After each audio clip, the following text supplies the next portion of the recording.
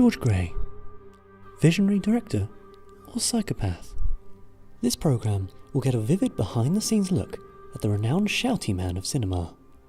Today, we'll be with the cast and crew on the set of his latest production, Orange Run. Harry, you've been working on 3 fantasy films with George Gray. I have indeed, yeah. What makes him tick? Well, I've known George a long time. He's actually like a father to me. Yeah. I remember being left on his doorstep as a babe wrapped in You remember silk. being a baby, Yes. just sitting there. I was left on his doorstep as a babe wrapped in silk, and he adopted me as his own. He raised me. He gave me the normal life that any other kid would be lucky to have. And then he forced you into the acting profession. Then he strongly hinted that he wanted me to be an actor, and by that I mean yes, he did force me down a path. But I am very grateful for everything he's done for me. He gave me, I remember one Christmas, it was snowing outside, complete blizzard, and he could not go out to get any presents for the family. So he went to his workshop, he went to his shed, and he made us all rocking horses, and it was beautiful. That's genuinely adorable. Wow. Okay. George Gray, you've been working with George Gray on 10 feature films now. What's the funniest memory you have of working with George? Wow.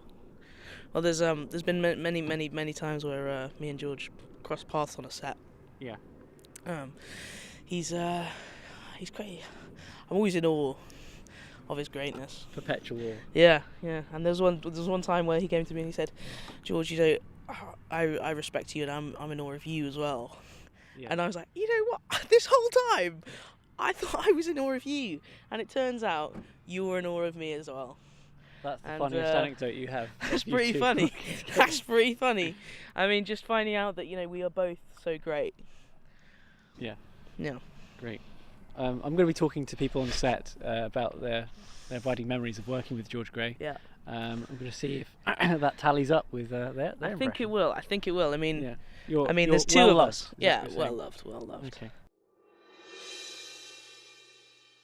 Joe was shouted at repeatedly on the set of Orange Run. How does he feel now? I mean, it's really taken a blow to my self-confidence, because I used to think that was a really kind of, you know, high-quality DOP, and just today's events have really put me down. Yeah. George Gray, What are you doing? I've given you instructions, and you are now just standing, doing nothing. I know he's a creative force, but I think too much force is the word here. And not enough creativity. No, he's plenty creative. His films are amazing, but it's a miracle he managed to get anyone to work for him after, you know, his experiences. The bloodbath. Yeah, I know. It's I'd actually like to stop talking about it, because You're welling up there. Yeah. Okay, I'll give you a few minutes. Okay, thank you. I'm going to still record. I'm going to try and record the tears though, if you don't mind. There. It's fine. I mean, There. really, it's fine. You know. There.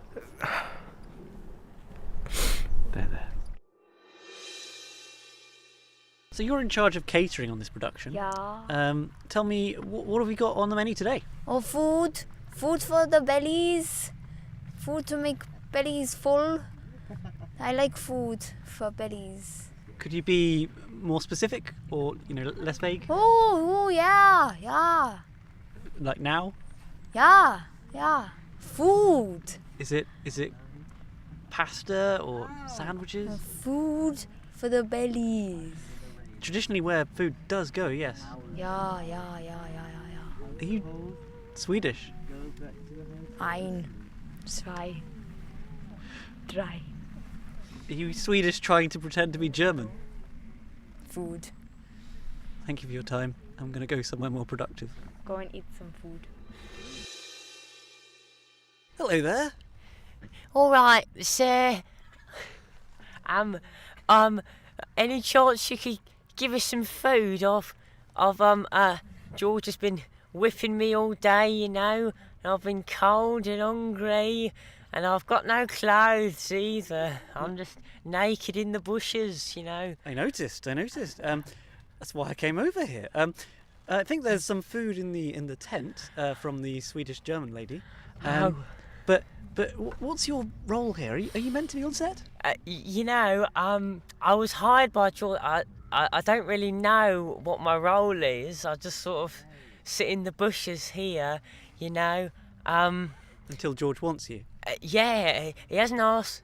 He hasn't requested me yet, but I don't know. I don't know what he's going to make me do. I don't know. I've seen people go into the tent with him.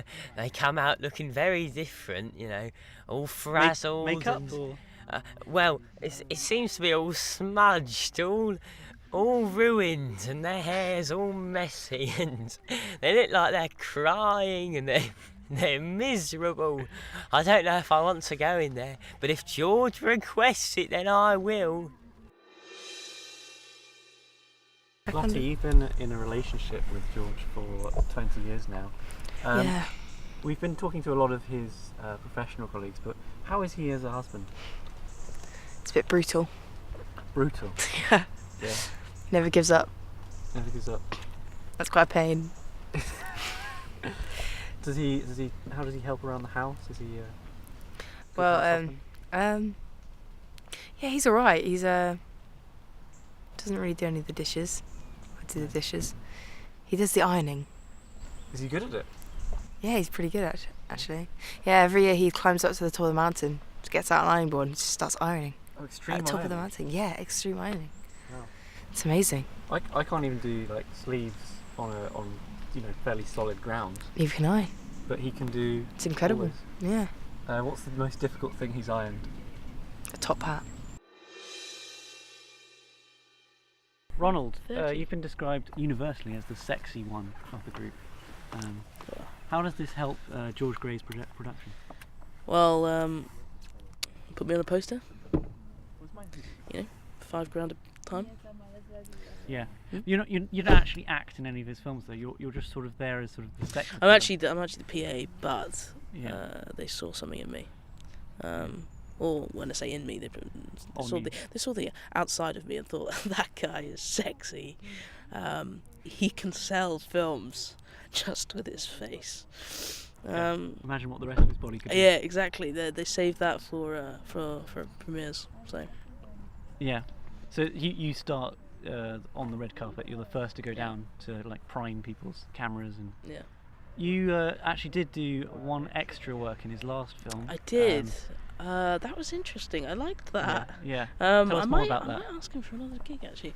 Well, What was the part? So I was the double of a guy in a sex scene. So you didn't actually see my face, but we saw it. You saw my the bare, rest of you. bare butt cheek, bare, sort of, start of the scrotum.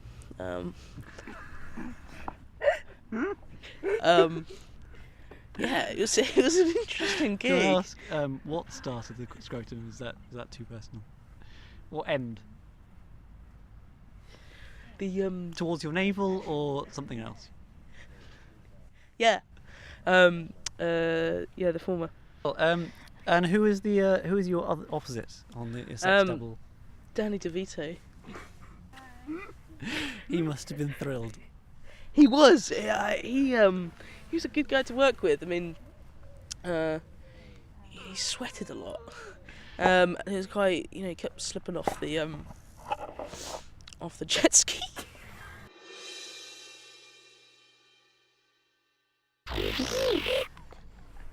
Thank you for that. My version. So I'm here with the set designer, Patricia O'Houlihan. You've been working with George Gray, famous director, for many years.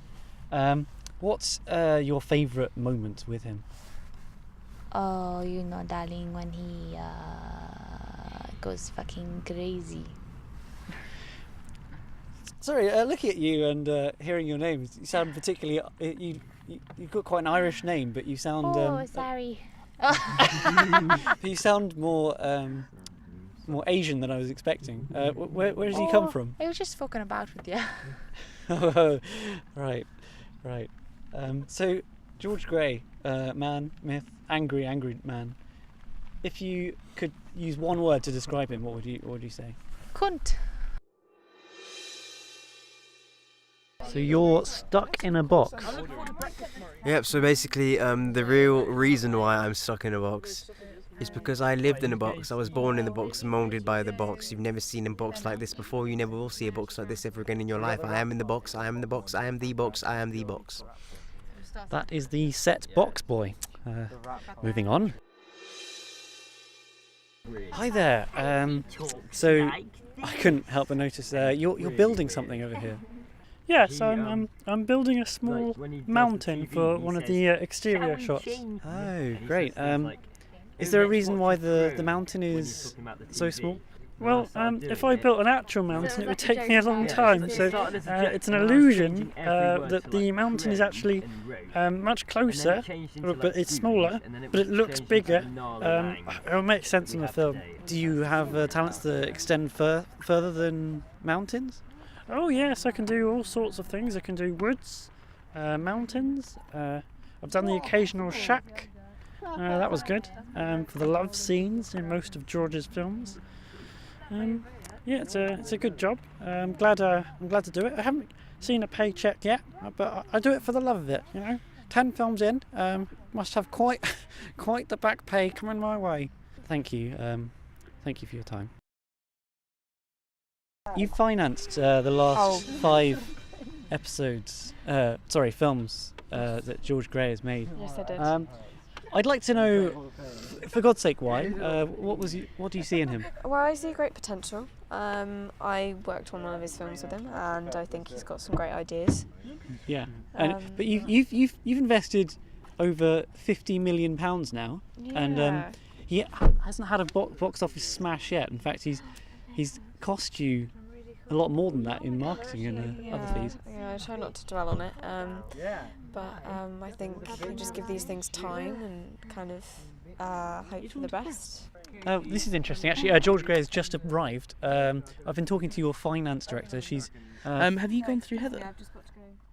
Yeah, no, she's okayed everything. Can I see your ID badge? No, I've left it in my trousers. Oh right. Okay. I don't know why I'm not wearing them. I'm sorry. Yeah, I thought that was odd. Who are you from? I'm from the sea. The what? The what? The sea. It's a news channel network out of Detroit. Oh right. Right. Okay. So what were you talking UK. to Why are you talking to my people? She was just telling me she invested a lot of money. She did, yes. I will have. What's that got to do with? She's what happy are you about this writing? arrangement. You're happy, aren't you? Yeah, I'm happy. Wait, what's the arrangement? I missed that. You paid him £50 million for 5 films. Yes, I did. Yeah. Yeah. I was just questioning because she hasn't got her money back. Whether she felt. Oh, she will get her money back. The films will make money. As what? What do you mean? As Well, what? they're not commercial successes, are they? Well, the George Gray box set will sell.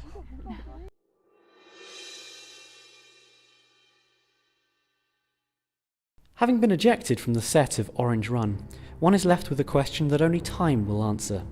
What will the legacy of George Gray be? Man, filmmaker, extreme ironing enthusiast? For his part, George has always attempted to enshrine his own legacy with a song that he wrote for his crew to sing at the end of every shoot.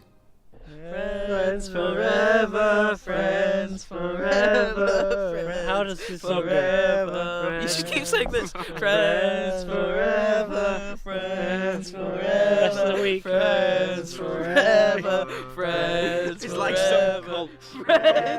Until next time on Psychopath or Genius, good night.